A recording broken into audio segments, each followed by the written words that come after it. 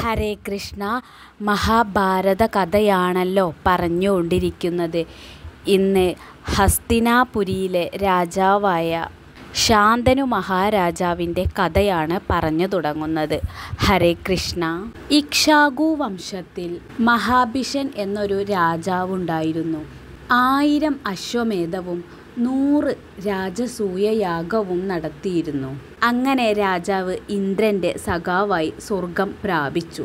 ഒരിക്കൽ ഈ മഹാഭിഷ രാജാവും ദേവന്മാരും രാജർഷിയും ബ്രഹ്മാവിനെ ഉപാസിച്ചു അങ്ങനെ നിൽക്കുന്ന സമയത്ത് മനോമോഹിനിയായ ഗംഗാദേവി ബ്രഹ്മാവിൻ്റെ സമീപത്തിലേക്കെത്തി. നല്ല കാറ്റുള്ള സമയമായതിനാൽ കാറ്റടിച്ച് ഗംഗാദേവിയുടെ ശരീരത്തിലുള്ള വസ്ത്രം പാറിപ്പറന്നുപോയി. ഇത് കണ്ട മറ്റ് ദേവന്മാരും രാജർഷിമാരുമെല്ലാം തലകുനിച്ച് താഴത്തോട്ട് മാത്രമായി നോക്കി നിന്നപ്പോൾ മഹാഭിഷൻ രാജാവ് മാത്രം ഗംഗാദേവിയുടെ നഗ്നമായ ആ സുന്ദരാംഗം സസന്തോഷം നോക്കി നിൽക്കുന്നതാണ് ബ്രഹ്മാവ് കണ്ടത്. ഉടനെ ബ്രഹ്മാവ് മഹാഭിഷ രാജാവിനെ ശപിച്ചു. നീ മനുഷ്യനായി ഒന്നുകൂടി ഭൂമിയിൽ ജനിച്ച് ഇങ്ങനെയുള്ള കാമസുഖങ്ങളെല്ലാം അനുഭവിച്ച ശേഷം മാത്രം ഇങ്ങ് ബ്രഹ്മലോകത്തിലേക്ക് വന്നാൽ മതി. നിന്റെ മനസ്സ് കാമം കൊണ്ട് ദുഷ്ടമായതാണ്. നീ ഭൂമിയിൽ പോയി മനുഷ്യനായി ജനിക്കൂ. നിനക്ക് ഗംഗാദേവിയെ കണ്ടാണല്ലോ നിന്റെ മനസ്സ് ഇളകിയിരിക്കുന്നത്. ആ ഗംഗാദേവി തന്നെ നിനക്ക് ഭൂലോകത്തിൽ പത്നിയായി പിറക്കട്ടെ. നിനക്കെന്ന് കോപമുണ്ടാകുന്നുവോ അപ്പോൾ നിനക്ക് ഈ ശാപത്തിൽ നിന്നും മോചനമാവുകയും ചെയ്യും. ഇങ്ങനെ ശാപത്തിൽ നിന്ന് അനുഗ്രഹവും കൊടുക്കുകയാണ് ബ്രഹ്മാവ്. മഹാഭിഷ രാജാവിൻ്റെ മനസ്സ് ഇളകിയതു കണ്ട് ഗംഗാദേവിയാകട്ടെ ആ രാജാവിനെ തന്നെ അങ്ങനെ മനസ്സിൽ ചിന്തിച്ച് അവിടെ നിന്നും പോയി. ഗംഗാദേവി അങ്ങനെ പോകുമ്പോൾ ദേവന്മാരായ വസുക്കളെ കണ്ടെത്തി. ഗംഗാദേവി അവരോട് ചോദിച്ചു, ഹേ ദേവന്മാരെ, നിങ്ങളെന്താണ് ഇങ്ങനെ വിഷമാവസ്ഥയിൽ പോകുന്നത്? നിങ്ങളെ കണ്ടിട്ട് എന്തോ വിഷമം ഉള്ളതുപോലെ തോന്നുന്നുണ്ടല്ലോ. ദേവന്മാരായ ആ വസുക്കൾ ഗംഗാദേവിയോട് പറഞ്ഞു, ഞങ്ങൾ വസിഷ്ഠമുനിയുടെ ശാപത്തിൽ പെട്ടിരിക്കുകയാണ്. അത്ര വലിയ തെറ്റൊന്നും ഞങ്ങൾ ചെയ്തിട്ടില്ല. എന്നിട്ടും മഹർഷി ഞങ്ങളെ ശപിച്ചു. മഹർഷി സന്ധ്യാവന്ദനം ചെയ്യുകയായിരുന്നു. എന്നാൽ അത് ഗൗനിക്കാതെ അതിനെ അവഗണിച്ച് ആ വഴി ഞങ്ങൾ കടന്നു പോന്നു. അത് കണ്ട് വസിഷ്ഠ മഹർഷിക്ക് കോപമുണ്ടായി. അദ്ദേഹം ഇങ്ങനെ ശപിച്ചു, നിങ്ങൾ ഭൂമിയിൽ മനുഷ്യരായി പിറക്കട്ടെ. ഇതായിരുന്നു ശാപം. എന്തായാലും വസിഷ്ഠ മഹർഷി ശപിച്ചാൽ പിഴച്ചു പോവുകയില്ല. അതുകൊണ്ട് ദേവവസുക്കൾ ഗംഗാദേവിയോട് പറഞ്ഞു, അങ്ങ് ഭൂമിയിൽ വന്ന് ഞങ്ങൾക്ക് അമ്മയായി ജനിക്കാമോ? ജനിച്ച ഉടനെ തന്നെ അങ്ങ് ഞങ്ങളെ നദിയിലെറിഞ്ഞ് കൊന്നോളൂ. ഞങ്ങൾ മരിച്ച ഉടനെ തന്നെ ഞങ്ങൾക്ക് ശാപം പോകുന്നതാണ്. ഞങ്ങൾ മരിച്ച ഉടനെ തന്നെ വീണ്ടും ഞങ്ങൾക്ക് ഈ ദേവലോകത്തിലേക്ക് തന്നെ വരാവുന്നതാണ്. പിന്നീട് മനുഷ്യജീവിതം ജീവിക്കേണ്ടതില്ലല്ലോ. അതുകൊണ്ട് ജനിച്ച ഉടനെ തന്നെ അമ്മ ഞങ്ങളെ വധിച്ചേക്കണം. ഗംഗാദേവി പറഞ്ഞു, ശരി, അങ്ങനെ തന്നെ ആവട്ടെ. എങ്കിൽ നിങ്ങൾക്ക് പിതാവായി ഭൂമിയിൽ ആരെയാണ് വേണ്ടത്? ആ വസുക്കൾ പറഞ്ഞു, പ്രദീപ മഹാരാജാവിൻ്റെ പുത്രനായ ശാന്തനു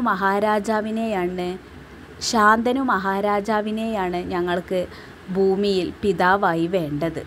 എന്നാൽ അങ്ങനെ തന്നെ സംഭവിക്കട്ടെ എന്നനുഗ്രഹിച്ചുകൊണ്ട് ഗംഗാദേവി അവിടെ നിന്നും പോയി. പിന്നീട് സർവസമ്മതനായ പ്രദീപൻ രാജാവ് ഒരിക്കൽ ഗംഗാതീരത്തിൽ ജപവും ധ്യാനവുമായി ഏറെ നാൾ വസിച്ചു വരികയായിരുന്നു. ഒരു ദിവസം മനോമോഹനമായ ദേഹകാന്തിയോടെ ജലത്തിൽ നിന്നും ഉയർന്നു വന്ന് ആ ഗംഗാദേവി ആ രാജാവ് ഇരുന്ന് ജപിക്കുകയാണെങ്കിലും ആ രാജാവിൻ്റെ വലത്തെ തുടയിന്മേൽ കയറിയിരുന്നു. എന്നിട്ട് രാജാവിനോടായി പറഞ്ഞു, രാജാവേ, എനിക്ക് അങ്ങയോട് ഒരുപാട് ഇഷ്ടം തോന്നുന്നു. അങ്ങെന്നെ വിവാഹം കഴിക്കണം.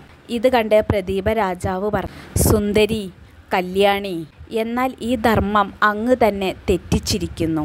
വലത്തെ തുടയിലുള്ള സ്ഥാനം അത് മക്കൾക്കുള്ളതാണ്. ഇടത്തെ തുടയിലാണ് പത്നിക്കുള്ള സ്ഥാനം. അതുകൊണ്ട് എനിക്കിനി അങ്ങയെ വിവാഹം ചെയ്യാൻ സാധിക്കില്ല. അതുകൊണ്ട് എനിക്കൊരു പുത്രനുണ്ടാവുകയാണെങ്കിൽ തീർച്ചയായും എൻ്റെ പുത്രനെ അങ്ങേക്ക് വിവാഹം കഴിച്ച് ഞാൻ തീർച്ചയായും തരുന്നതാണ്. ഗംഗാദേവി പറഞ്ഞു. എന്നാൽ അങ്ങനെ തന്നെ സംഭവിക്കട്ടെ എന്ന് പറഞ്ഞ് അവിടെ നിന്നും അന്തർധാനം ചെയ്തു. പിന്നീട് പ്രദീപൻ രാജാവിന് ഒരു പുത്രനുണ്ടായി, ശാന്തനു മഹാരാജാവ്. പ്രദീപൻ രാജാവ് പുത്രനായ ശാന്തനുവിനോട് പറഞ്ഞു, നിനക്ക് വിവാഹപ്രായമായി. നിന്റെ ഐശ്വര്യത്തിനായി ഒരു ദിവ്യ യുവതി മുമ്പേ തന്നെ എൻ്റെ അരികിൽ വന്നിരുന്നു. മുമ്പേ തന്നെ അവളെ നിനക്കായി ഞാൻ കണ്ടുവച്ചതാണ്. അങ്ങനെ ഒരു ദിവ്യമായ സുന്ദരിയെ നീ കാണുമ്പോൾ നീ അവളെ തന്നെ വിവാഹം കഴിക്കണം. ഇങ്ങനെ ശാന്തനുവിനോട് പറഞ്ഞ് തൻ്റെ രാജ്യം പുത്രന് നൽകി വാനപ്രസ്ഥം സ്വീകരിച്ച് കാട്ടിലേക്ക് തപസ്സിന് യാത്രയായി പ്രദീപൻ രാജാവ്. അങ്ങനെ ഇരിക്കെ ദേവേന്ദ്ര വിക്രമനായ ശാന്തനു മഹാരാജാവ് നായാട്ടിനു വേണ്ടി കാട്ടിൽ ചുറ്റുക പതിവായിരുന്നു. ഒരു ദിവസം ഗംഗാതീരത്ത് വെച്ച് അഴകുള്ള ഒരു സുന്ദരിയെ കണ്ടെത്തി. മൃദുവായ വസ്ത്രത്തോടും മൃദുവായ ശരീരത്തോടും കൂടിയ അവളുടെ അഴകു കണ്ട് രാജാവ് കോൾമയിർ കൊണ്ടു.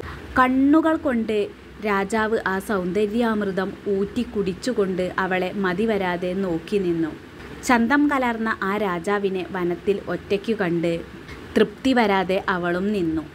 രാജാവ് ചോദിച്ചു, നീ ആരാണ്? ഗംഗാദേവി പറഞ്ഞു, രാജാവേ, ഞാൻ അങ്ങയുടെ ഭാര്യയാകാൻ ഒരുക്കമാണ്. അങ്ങനെ വിവാഹം കഴിച്ചാലും. ഇത് കേട്ട് രാജാവിന് ഒരുപാട് സന്തോഷമായപ്പോൾ ഗംഗാദേവി വീണ്ടും പറഞ്ഞു, അങ്ങ് ഞാൻ ചെയ്യുന്ന പ്രവൃത്തിയിൽ എന്നെ തടയരുത്. കടുത്ത വാക്കൊന്നും എന്നോട് പറയരുത്.